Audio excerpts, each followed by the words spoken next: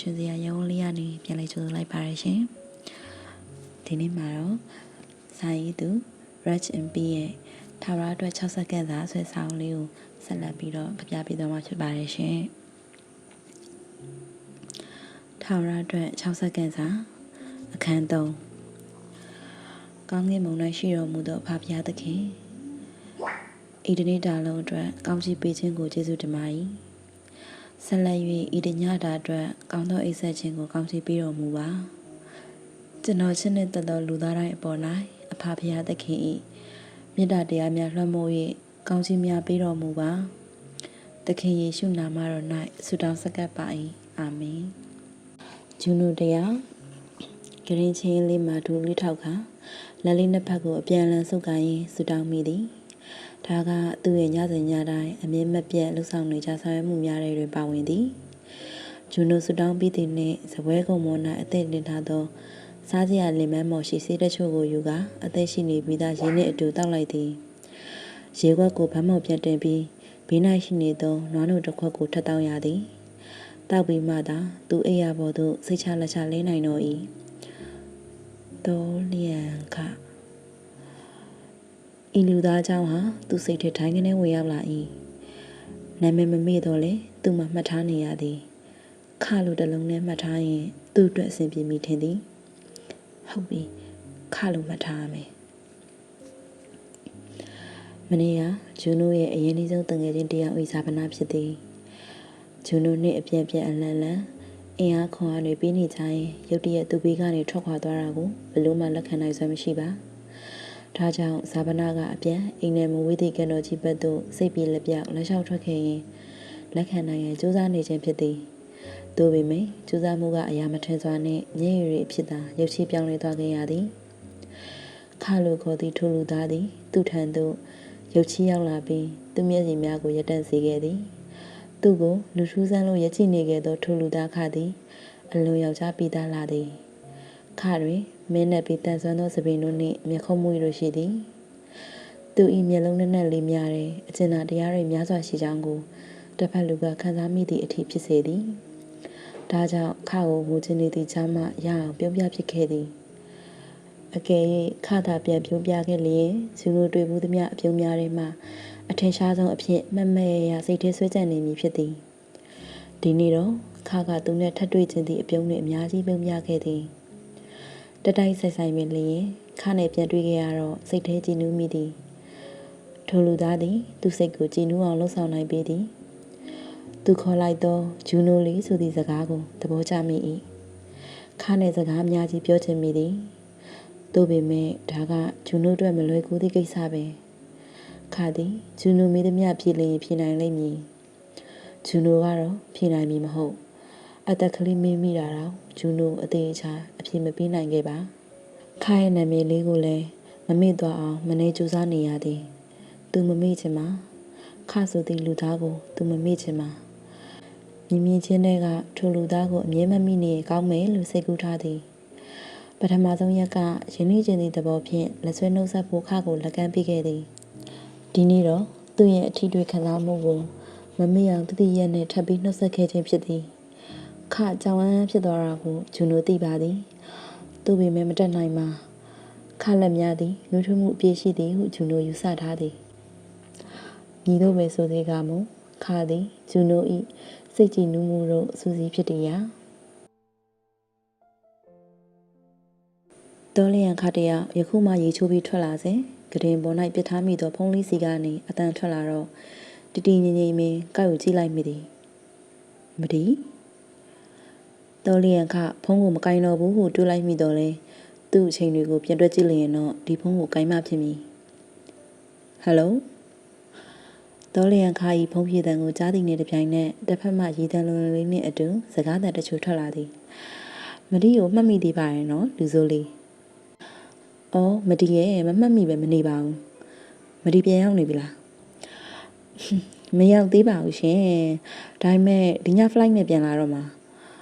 ဒါကြောင့်မနက်ဖြန်ညနေ9:00နာရီခွဲလောက်လီစိတ်ကိုလာကြိုပေးပါလားတော်လျံခါထင်သားပဲဆိုသည့်သဘောနှင့်တပြင်းရှိကြီးကိုဆွဲချလိုက်မိခြင်းနဲ့အတူကရင်မော်ကိုထိုင်းချလိုက်သည်ဟဲယူနေမကောင်းလား အဲကောင်းပါတယ်မနေ့ပြန်လာကြိုပေးမယ်နော်မဒီစိတ်ဆိုးနေရတယ်အများကြီးရှိတယ်နော်ရောက်လာမှအတိုးချပြီးတော့ဝစိတ်ဆိုးမယ်လုပ်ထားတယ်ယူရဲ့အိတ်ချင်နေရလားအတန်ကြီးကလည်းပြင်းစရာကောင်းလိုက်တာဒီရပဲအလိုက်တည်စွာနဲ့ဖုံးချပေးမယ်နော်မနေ့ပြန်လာကြဖို့မမေ့နဲ့ကြားလာကိုတော့ချောအင်းမမေ့ပါဘူးဟုတ်ပြီ bye see you ဖုံးချသွားတော့သုံးလျံခနောက်တစ်ခါတပြင်းရှိကြီးထပ်ချမိပြန်သည်မဒီသည်သူ့ဘဝမှာပတ်သက်ခဲ့ဖို့သည့်တူရီသောမိမတစ်ယောက်ပင်သူကစပြီးပတ်သက်တာမျိုးမဟုတ်သလိုမဒီဘက်ကစပြီးပတ်သက်ခဲ့သည့်ဆက်ဆံရေးတစ်ခုမဟုတ်မိဘချင်းကလုပ်ငန်းသဘောအရရင်းနှီးခဲ့ကြပြီးတယောက်နဲ့တယောက်အပြန်အလှန်တိလာခဲ့ခြင်းပင်မဒီသည်သုံးလျံခထက်အသက်အပြင်နှစ်နှစ်ပိုကြီးသည်သုံးလျံခပေါ်တွင်တခါတလေကလေးတယောက်လိုပြုမှုတတ်ပြီးတခါတလေတော့လူကြီးဆက်ဆံနေသည်အဘဘမှအပြစ်ပြောနိုင်စရာမရှိအောင်ပေါင်းသင်းဆက်ဆံရေးဆန့်သည့်အပြင်ရုပ်ရည်အပြင်လေပြန်ကြီးလောက်အောင်လှပသည့်အမျိုးသမီးတဦးဖြစ်သည်ထို့သူပြည့်စုံနေသည့်မဒီသည်စီးပွားရေးနယ်ပယ်တွင်သုံးလျံခထက်ပို၍ကျွမ်းကျင်ခြင်းလေတတ်သည်တခါတလေမဒီထံမှအကြံဉာဏ်ကောင်းများရတတ်သည်အဖေဖြစ်သူ၏လုပ်ငန်းပေါင်းများစွာကိုတစ်ဖက်တစ်လမ်းကကူညီပြီးအုပ်ချုပ်နေရသူပြီးတခါတလေမဒီကလူမှုရေးတွင်စီးပွားရေးစံတက်လေရှိသည်သုံးလျံခါတို့မိသားစုကိုလည်းစီးပွားရေးအရာအကူအညီပေးထားသည်များကလည်းမနှင်းမနှောထို့သောအကြောင်းများကြောင့်သုံးလျံခါမိဘများကမဒီနှင့်သဘောတူထားကြ၏မိဘချင်းကလည်းယင်းနှင့်သည့်ထက်ပိုကြတော့မဒီနှင့်သူ၏ချားကဆက်ဆံရေးသည်နှစ်ယောက်စလုံးရှိဆက်မတိုးရက်နေကြသည့်တိုင်မတိမတာတိုးတက်နေလေသည်သုံးလျံခမဒီကိုခင်ပါသည်အမတယောက်လိုလည်းတွေ့သားသည်သို့သောမဒီကိုဘလို့သဘောထားမှန်းသူ့ကိုသူတော်မသိဖះသားအကြောင်းတက်လဲလို့သလိုလက်ချင်းတွဲကရှောက်လေဘူးသည်သူနိုင်ငံသားမှသွားနေသည့်ကာလတစ်လျှောက်လုံးတွင်လည်းတခါတလေမဒီကသူ့စီလာလဲပြီးနေရထိုင်ရအဆင်ပြေချောင်းမင်းမြန်း၍ဂယုစိုက်သည်မဒီပဲသူ့ကိုတေချာဆောက်ရှောက်ပေးသည်တငယ်ချင်းများသားတွင်တော့မဒီနဲ့သူတွဲနေသည်ဆိုသည့်သတင်းကတားမြအောင်ကိုပြန့်နေခဲ့သည်တကယ်လေတွဲလားမတွဲလားဆိုတာကိုတော့သုံးလျံခါဝေခွဲမေးရအကယ်၍မဒီနဲ့လက်ထပ်ပါဆိုလဲသုံးလျံခါဘမှခေါင်းညင်ပြီးသဘောတူလိုက်ရမည်လူစားမျိုးသာဖြစ်သည်အခုထိအချစ်ကိုနားမလည်သေးသောသုံးလျံခါပြတင်းမောက်စီမှအလင်းရောင်ဆူဆူကိုမြင်လာချိန်ဂျူနိုမျက်လုံးတွေပွင့်လာခဲ့သည်ပက်လက်အနေထားကနေပြတင်းပေါက်ဘက်ကိုတချမ်းချောင်းလှည့်ရင်အပြင်ဘက်ကိုကြည့်နေမိသည်ခေါင်းထဲမှာတော့ဘာအတွေးမှမရှိပေမဲ့အဲ့ဒီလိုကြည့်နေရတာကိုကသူ့ဝါသနာပဲခဏလေးမျက်တောင်မခံစိုက်ကြည့်နေပေမဲ့အခန်းတကားလာခောက်တဲ့ကြောင့်ခေါင်းလေးစောင့်ကြည့်ပြီးထားဖို့ပြင်းလိုက်သည်ဂျူနိုထထိုင်လိုက်ရကနေရုတ်တရက်ခေါင်းမူးသွားတာကြောင့်မျက်လုံးတွေမိတ်ပြီးခေါင်းကိုလက်နဲ့ဖက်နဲ့ကိုင်းထားမိသည်အခန်းတကားကလည်းပွင့်သွားပြီးဂျူနိုအဆင်ပြေရဲ့လားဂျူနိုဘေးကအပြေးလွှားရောက်လာပြီးပခုံးကိုဖက်လိုက်ကစိတ်ပူနေတဲ့ဒေးဗစ်ငါဒီတိုင်းခေါင်းမူးသွားလို့ပါရုတ်တရက်ထမိတာမလို့တကယ်ရတာလားဆိုဂျူနိုတရားဘေးနားရောက်နေသည့်ဒေးဗစ်ကိုကြည့်မိသည်ရှက်အင်းကြီးအဖြူနဲ့စတိုင်ပန်အနက်ကိုဝစ်ဆင်ထားပြီးတန်တန်ပြပြနဲ့တတနာနာပင်ဘေးသွားမလို့လဲဒီနေ့စမ်းနေလေဖះเจ้าတက်ဖို့မင်းကိုလာခေါ်တာ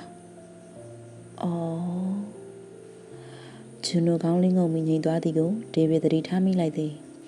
ဂျူနိုဒီနေ့စမ်းနေဆိုတာမိနေပုံပေါ်သည်ငကိုကစမ်းနေဆိုတက်တက်ကြွကြွနဲ့ဖះเจ้าသွားဖို့လာခေါ်တတ်သူကဂျူနိုကိုရိုင်းမီဖြစ်သည်ငါလည်းဒီနေ့စမ်းနေဆိုအောင်မိနေဟာကွာအမိုးကလာနှုတ်ပြီးမင်းကိုသွားခေါ်ဖို့တတိပြီးမှငါလည်းထလာတာဒေးဗစ်ကဂျူနိုစိတ်မကောင်းဖြစ်မိဆို၍ညာပြောကဂျူနိုကြောပင်လေးကိုလက်နဲ့ပုတ်ပေးလိုက်သည်အဲ့တော့မှဂျူနိုခေါင်းပြင်ထောင်လာတော့သည်ငါပြင်ဆင်ပြီးအောက်ဆင်လာခဲ့မယ်မင်းမနဲ့စားမလာသေးမမီတို့နဲ့အတူစားသွားလေအေးရတယ်အေးစိလို့ငါစောင့်နေမယ်ဒေးဗစ်အခန်းထဲမှပြန်ထွက်သွားသည်ဒေးဗစ်သည်ဂျူနို၏အချစ်ဆုံးတငယ်ချင်းတစ်ယောက်ဖြစ်သည်မူဂျိုကလေးဘဝထဲမှာခင်တွယ်လာသောငယ်တငယ်ချင်းအရေးကြီးဖြစ်သည်ဂျူနို၏အကြောင်းမှန်သမျှဂျူနို၏မိဘများထပ်ပင်ခရီးစီတွင်းချအကုန်သိတော်သူပင်ထို့သောအတူတူဂျူနိုကလည်းသူ့အကြောင်းဆိုအကုန်သိသည်နေထိုင်သည့်နေရာချင်းကလည်းလန်ဒန်လန်နာချတော့သူ့အိမ်နဲ့ကိုယ့်အိမ်ဆိုတာရင်မရှိနှစ်ယောက်စလုံးကနေချင်တဲ့အိမ်မှာသာနေကြစားကြသည်ဒေးဗစ်သည်ကရင်တရုတ်ကပြဖြစ်သည်သို့သောကရင်သွေးပုံများသည် ဂျူနိုကတော့ကာပြားတစ်ယောက်ဖြစ်ပေမဲ့ဒေးဗစ်လိုမယူရှင်ကရင်သွေးကအဖေဘက်ကပါပေမဲ့အမေဘက်ကသွေးသားတော်ဆက်ပုံများသည်ရှုပ်ထွေးလွန်းသည်ထို့သောရှုပ်ထွေးလွန်ပြီးကာပြားအဖြစ်လွန်သွားလေသလားမသိဂျူနိုပုံကနိုင်ငံခြားသားရုပ်ပေါက်နေသည်ဂျူနိုသည်တအူရဲသောသားလေးဖြစ်သည်မွေးစားကလေးကချစ်စရာကောင်းလွန်ပြီးအများနဲ့မတူသောကြောင့်အမေဖြစ်သူကယောမနဗျာဂျူပီတာ၏ကောင်းကင်ဘုံတစ်များလှပသောမိမဖြစ်သူ၏နာမည်ဂျူနိုဟုကြပြဆက်ဆံတွေးကပြီးထားခြင်းဖြစ်သည်ကောင်းကင်ဘုံကနှစ်သက်ကြွေလာတဲ့နှစ်သားလေးဆိုပြီးမိသားစုများကအများနဲ့မတူဂျူနိုကိုအချစ်ပို့ကြသည်ထို့ကြောင့်ဂျူနိုသည်အချစ်များနှင့်ပြေဝပြီးအမတန်ဂရုစိုက်ခံရသည့်ကောင်းလေးတစ်ယောက်ဖြစ်သည်ဂျူနိုတယောက်အင်ကြီးအဖြူဆွဲတာအပါလက်ရှိလေးနှင့်အဖြူရောင်ဘောင်းမီဒူးပုံအတူလေးကိုဝတ်ဆင်ကအောက်ထပ်သို့ဆင်းလာခဲ့သည်ဒေးဗစ်ကတော့သူ့မမီနဲ့စကားလက်ဆောင်ကြနေရင်မနက်စာအတူဝင်စားနေသည်ဂျူနိုသည်ဒေးဗစ်ဘေးမှဝင်ထိုင်လာရင် Morning sweetheart မမီအသေးလေးအတွက်နွားနုရဲ့ပေါင်မုတ်ရဲ့ကြက်ဥကြော်ရဲ့ကြက်ဥချောင်းကြော်ရဲ့လှုပ်ထားပြီးတယ် Morning မမီဖះเจ้าကိုအတူလိုက်ပါလားမလိုက်တော့ဘူးမမီဒီနေ့မအားလို့လေဒေးဗစ်နဲ့ပဲအတူသွားကြဒယ်ရီရောတားဒယ်ရီကမနက်စောကြီးတည်းကထွက်သွားပြီနိုင်ငံခြားဧည့်သည်တယောက်ကိုကြိုပေးပြီးတော့အလုပ်ကိစ္စစကားပြောမှာမဟုတ်လို့တဲ့။အော်ဂျူနိုတရားအေးအေးဆေးဆေးပဲသူ့မမီပေးသည့်မနက်စာပကံကိုယူကာနှိဖက်စားနေလေသည်။ဂျူနိုတာနေကောင်းရဲ့လား။ဂျူနိုသူ့မမီကိုကြည့်တော့စိုးရိမ်စိတ်တွေကမျက်နှာပေါ်မှာအထင်သာထို့အတူသူ့ဘေးကဒေးဗစ်ကလည်းကြည့်နေလေရဲ့။တားအဆင်ပြေတာမလို့အဲ့လိုကြီးလည်းမကြည့်ကြပါနဲ့။ Okay မမီကစိတ်ပူလို့နေရပါ။ Sorry တားလေးရပါတယ်ဒေးဗစ်စားနော်အစားသားလိမ့်စားနေသည့်ဒေးဗစ်ကိုဂျူနိုတမင်စလိုက်သည်ငါအခုမှပေါင်းမုံနှစ်ချက်နဲ့လေးမော်ရီတစ်ခွက်ပဲတောက်ရသေးတာပြီးရင်ဝေးပြည့်တဲ့အချိန်ကျလူမြင်မကောင်းငိုက်တော့မယ်တခါတလေလေးငိုက်မိတာ哦ဒီတစ်ခါငါပေါ်လာပြီးအိမ်ဖုံးတော်ကြီးနဲ့တိုင်ပဲကြည်နေဒေးဗစ်ကသူ့ကိုမျက်စောင်းထိုးလိုက်သည်မို့ဂျူနိုရေးလိုက်မိသည်သူမမီကတော့ဂျူနိုရေးနေတာလေးကိုပဲငေးကြည့်နေမိသည်တော်လျံကယနေ့ဦးရီဆိုင်လေးကိုမနက်ပိုင်းတစ်ပိုင်းမှဖွင့်ပြသည်သူ့ရဲ့ကော်ဖီဆိုင်လေးကိုလည်းတွားကြည့်ဖို့ရလဲဖြစ်နေညနေကျရင်လည်းမရီကိုတွားကြိုရအောင်မှနဲ့အလုံးများသည့်နေ့တစ်နေ့လိုဖြစ်နေသည်အခုတော့ဦးရီဆိုင်လေးကိုပိတ်ခါကော်ဖီဆိုင်ရှိတဲ့ဘက်ချမ်းခြေဦးလစ်လာခြင်းဖြစ်သည်ဒီနေ့တော်လျံကတော့တသနာနာဝတ်စားထား၏ဆိုင်ကိုသွားရမယ်ဆိုတော့တတိဆိုရဲခုံပြအောင်မီလေညနေကျရင်လည်းတစ်ဆက်တည်းမရီကိုတွားကြိုအောင်မှဆိုတော့ကြည့်ကောင်းတော့စင်မြတ်ထား၏Sunset ဆိုတဲ့ကော်ဖီဆိုင်ရှိကိုရောက်တော့ကားကိုရပ်လိုက်ပြီးလက်မပတ်ထိုင်နိုင်ကိုတစ်ချက်ကြည့်လိုက်မိသည်12နာရီခွဲနေလေပြီထမင်းစားဖို့တော့မီလီယံနေမိတာအစာလုံးနေသလားမသိဘိုက်ကအချက်ပြတယ်မပြီးမထူးဘူးဆိုကဆိုင်ထဲသို့ဝင်ဖို့တွေးလိုက်သည်ဒီနေ့သူလာမယ်ဆိုတာဝန်ထမ်းနေမသိတော်လျံခါဆိုင်ထဲကိုဝင်လာတော့ကောင်တာမှာမတက်ရက်နေတဲ့ကောင်မလေးကမျက်လုံးပြူသွား၏တော်လျံခါကတော့ထုံးစံအတိုင်းပြုံးလျက်ပင်ဝန်ထမ်းကောင်လေးကိုနှုတ်ဆက်လိုက်ရသည်မန်နေဂျာရောသူတွေနဲ့နေမကောင်းလို့ခွင့်ယူထားပါတယ်အလုပ်သမားခေါင်းဆောင်ကတော့ရှိရတဲ့တည်းကျမသွားခေါ်ပေးပါမယ်တတိထိုင်မအောင်ဒေါ်လျံကကောင်တာမှာမတက်ဆက်ရက်နေပြီဟုတ်လားသွားခေါ်ကြည့်ဒါနဲ့ဘယ်လိုလဲအဆင်ပြေရဲ့လားဟုတ်ကဲ့တည်းရောင်းအားတွေကတော့ကျသွားရရဲ့မရှိသေးပါဘူးနေတိုင်းလူစီပါတယ်တခါတလေကောင်တာမှာ2ယောက်နဲ့မလောက်တော့တခြားသူတွေပါဝင်ကူရတယ်အေးကောင်းသားပဲကဲသွားခေါ်ကျွန်တော်ဟိုဘက်နားမှာရှိနေမယ်ဟုတ်ကဲ့ကောင်တာဝင်တဲ့ကောင်မလေးထွက်သွားတော့သူလည်းထိုင်ဖို့ကောင်တာရှိကနေထွက်သွားမဲ့အချိန်ဆိုင်တကားဖွင့်တန်ကြားလိုက်ရတော့ကောင်တာမှာလူရှိတာနဲ့ပဲသူကိုယ်တိုင်ကောင်တာထဲသို့ဝင်လိုက်ရသည်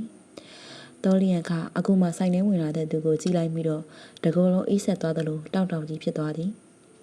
ဂျူနိုကဒီနေ့တကောလုံးအဖြူရောင်လေးနဲ့ပူပြီးတောင်ချစ်စရာကောင်းနေသေးသည်တို့ပေမဲ့ဂျူနိုဘေးမှာအသားဖြူဖြူအယက်မြင့်မြင့်ကောင်လေးတစ်ယောက်ထပ်ပါလာသည်တော်လျက်ခါဘာလို့ရမှမသိကော်ဖီခွက်တွေပဲပြေးဆွဲရမလို့ကော်ဖီစပယ်သွားဖွင့်ရတော့မလို့ဖြစ်ကုန်သည်ဂျူနိုကတော့ဆိုင်ထဲကိုလိုက်ငင်းနေလို့တော်လျက်ခါကိုမမြင်မိသည်ဘေးရပါလာတဲ့ကောင်လေးကတော့ကောက်တာရှိအရင်ရောက်လာသည်မင်္ဂလာပါခင်ဗျာဗာမျက်မှောက်ယူချင်ပါသလဲ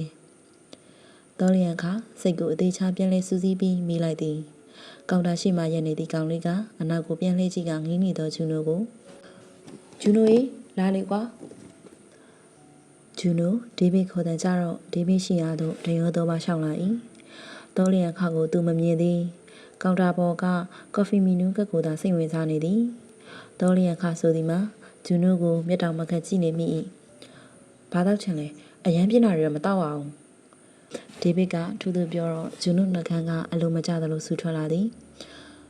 ကပချီနိုပဲတောင်းတော့ဒါမှမဟုတ်ဘလက်ကော်ဖီကျွန်တော်ဒါဆိုကပချီနိုတစ်ခွက်ပေးပါဂျူနိုထူးထူးပြောလိုက်ပြီးမော်ကြည့်လိုက်ချင်းခဂျူနိုသူ့အသေးမှတ်ထားသည့်နာမည်တစ်လုံးလေးကိုသာမိမိရခေါ်ချလိုက်သည်တောလျံခါရမျက်နှာမှာတကားကြီးလောင်းထားသလိုအပြုံးချူချူလေးပေါ်လာသည်ဒေးဗစ်ကတော့ဂျူနိုနဲ့တောလျံခါကိုအပြန်အလှန်တွေကြည့်ပြီးငြိမ်နေလိုက်သည်ခအကိုကဘလို့ဒီမှာအလုံးလုံးနေရလားဂျူနိုကဆိုင်ကိုလည်းဝှေ့ဝိုက်ခါကြည့်တောလျံခါမျက်နှာကိုလည်းကြည့်ပြီးအံ့ဩနေသည့်မျက်နှာလေးနဲ့မေးလိုက်သည်တောလျံခဘာမှမဖြစ်ရသေးခင်ဝန်ထမ်းကောင်မလေးနဲ့အလုပ်သမားကောင်းဆောင်ကထွက်လာတော့တောလျံခဘာမှမပြောနေအောင်ဆိုသည့်အကြီးမျိုးဖြင့်ကြည့်လိုက်ခါဟုတ်တယ်ဂျူနိုဒါနဲ့ကော်ဖီကဒီမှာတောက်မှာလားယင်မဟုတ်ဘူးအကိုကျွန်တော်ယူသွားမှာပါဟုတ်ပြီခဏဆောင်ပြအောင်နော်ဒီရညီလေးကရောတောလျံခကဒေးဗစ်ကိုကြည့်မေးလိုက်သည်မမတော့ကိုသူပဲတောက်ချင်နေတာဟုတ်ပါပြီတောလျံခသူကိုယ်တိုင်ကော်ဖီဆက်ပေးပြီးခွက်ထဲကိုကြကြနာနာထည့်ပေးသည်ပြီးမှပိုက်ဖြူရောင်လေးကိုခွက်ထဲသို့တည်တည်ရှာစိုက်ပေးလိုက်သည်ပြီးမှသူလိုသမ မျက်တောင်မှခတ်ထဲငေးကြည့်နေသည့်ဂျူနိုထံခွက်ကိုလှမ်းပေးလိုက်ရင်ဒါအကူဝေတိုက်တာပါယူနော်ဂျူနိုမျက်နှာလေးပြုံးသွားသည်တောလျံခါတော့အသက်တောင်ဘယ်နာကသွားရှူနေရလဲမသိတော့Thank you so much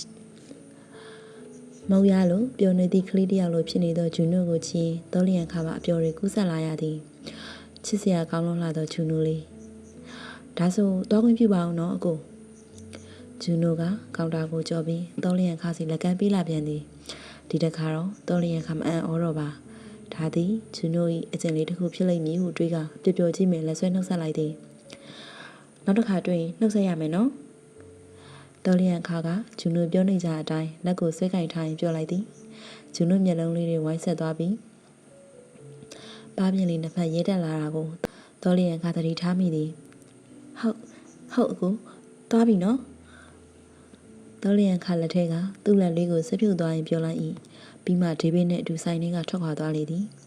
ကောင်တာမှာလက်ထောက်ရင်ပြုံပြုံကြီးငေးကကျင်းနေတဲ့တောလျံခါ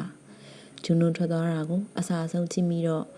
ဂျူနိုတက်သောကားလေးသည်မနေ့ကသူ့ကိုလာခေါ်သောကားအဖြူလေးပင်စိတ်ထဲမှာအတွေ့တချို့ဖြစ်ထွန်းလာခဲ့လေရဲ့